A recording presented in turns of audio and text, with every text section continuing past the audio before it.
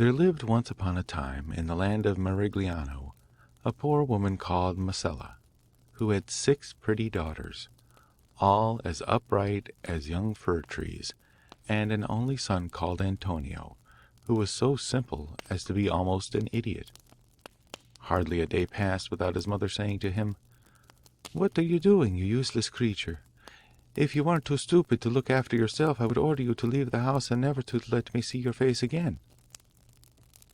Every day the youth committed some fresh piece of folly, till at last Marcella, losing all patience, gave him a good beating, which so startled Antonio that he took to his heels and never stopped running till it was dark and the stars were shining in the heavens.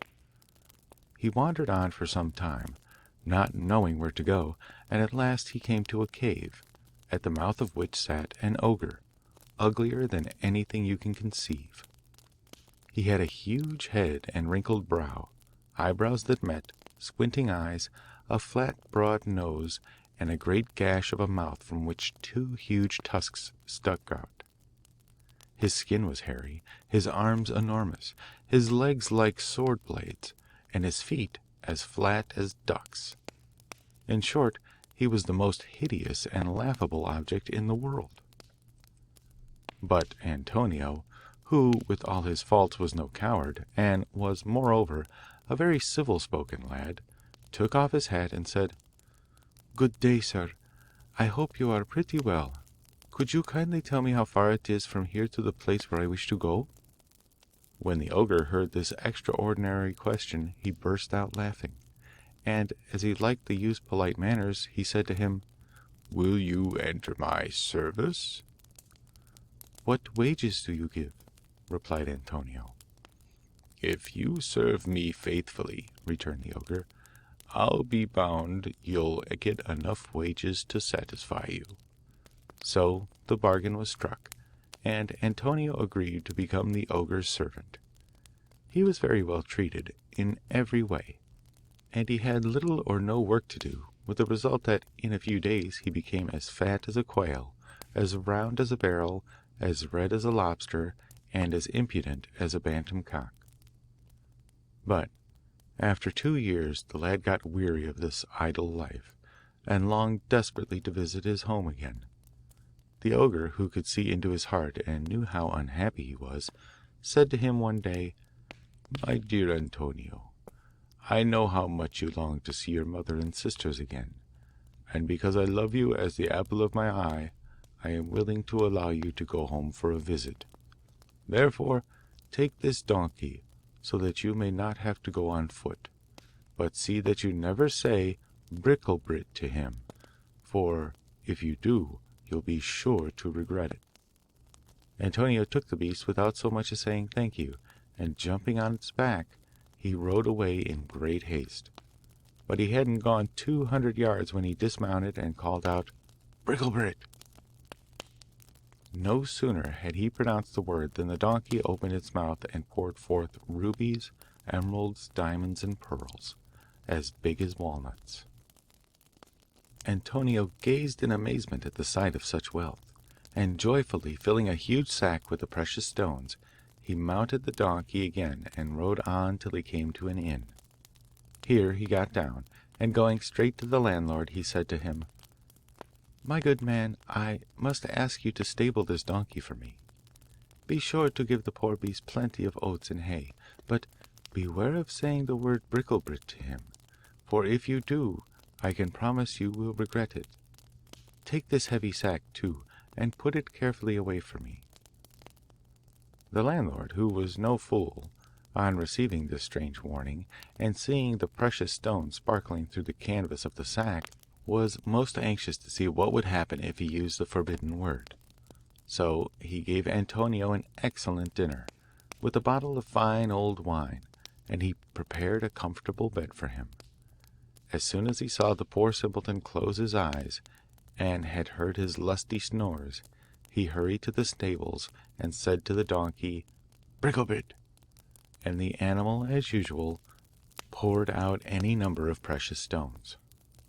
When the landlord saw all these treasures, he longed to get possession of so valuable an animal, and determined to steal the donkey from his foolish guest. As soon as it was light next morning Antonio awoke, and, having rubbed his eyes and stretched himself about 100 times, he called the landlord and said to him, "Come here, my friend, and produce your bill, for short reckonings make long friends." When Antonio had paid his account he went to the stables and took out his donkey, as he thought, and fastening a sack of gravel, which the landlord had substituted for his precious stones, on the creature's back, he set out for his home. No sooner had he arrived there than he called out, "Mother, come quickly, and bring tablecloths and sheets with you, and spread them out on the ground, and you will see what wonderful treasures I have brought you." His mother hurried into the house, and opening the linen chest where she kept her daughter's wedding outfits, she took out tablecloths and sheets made of the finest linen, and spread them flat and smooth on the ground. Antonio placed the donkey on them and called out, "Bricklebrit!" But this time he met with no success, for the donkey took no more notice of the magic word than he would have done if a lyre had been twanged in his ear. 2, 3, and 4 times did Antonio pronounce "Bricklebrit," but all in vain, and he might as well have spoken to the wind. Disgusted and furious with the poor creature, he seized a thick stick and began to beat it so hard that he nearly broke every bone in its body. The miserable donkey was so distracted at such treatment that, far from pouring out precious stones, it only tore and dirtied all the fine linen. When poor Masala saw her tablecloths and sheets being destroyed, and that, instead of becoming rich, she had only been made a fool of, she seized another stick and belaboured Antonio so unmercifully with it that he fled before her, and never stopped till he reached the ogre's cave. When his master saw the lad returning in such a sorry plight, he understood at once what had happened to him, and, making no bones about the matter, he told Antonio what a fool he had been to allow himself to be so imposed upon by the landlord, and to let a worthless animal be palmed off on him instead of his magic donkey. Antonio listened humbly to the ogre's words, and vowed solemnly that he would never act so foolishly again. And so a year passed, and once more Antonio was overcome by a fit of homesickness, and felt a great longing to see his own people again. Now the ogre, although he was so hideous to look upon, had a very kind heart, and when he saw how restless and unhappy Antonio was, he at once gave him leave to go home on a visit. At parting he gave him a beautiful tablecloth and said, "Give this to your mother, but see that you don't lose it as you lost the donkey.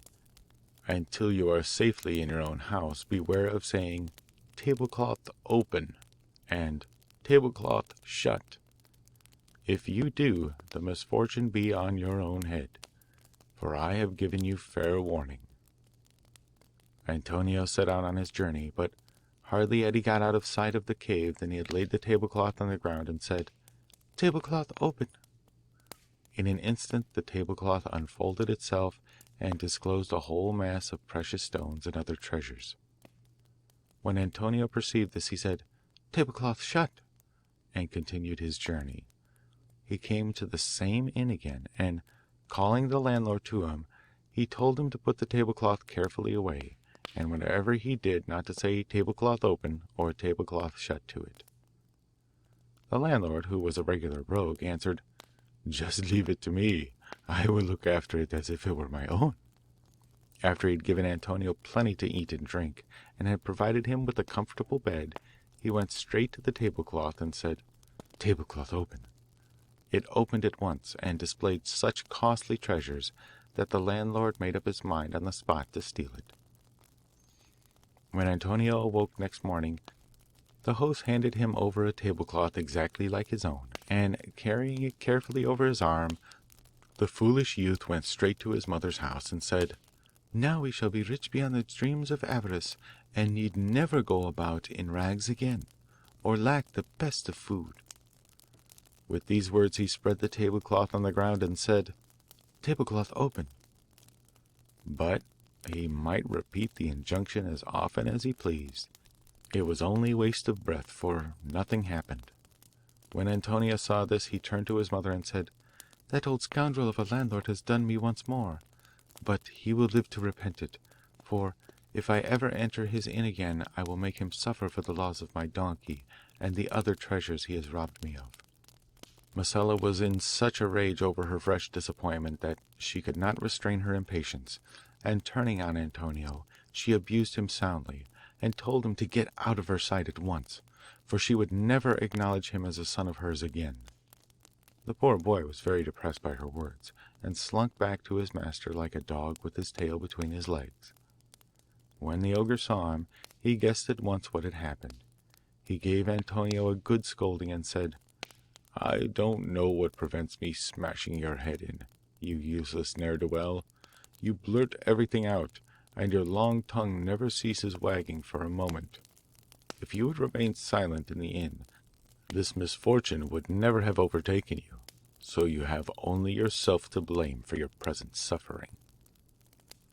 Antonio listened to his master's words in silence, looking for all the world like a whipped dog. When he had been 3 more years in the ogre's service, he had another bad fit of homesickness, and longed very much to see his mother and sisters again. So he asked for permission to go home on a visit, and it was at once granted to him.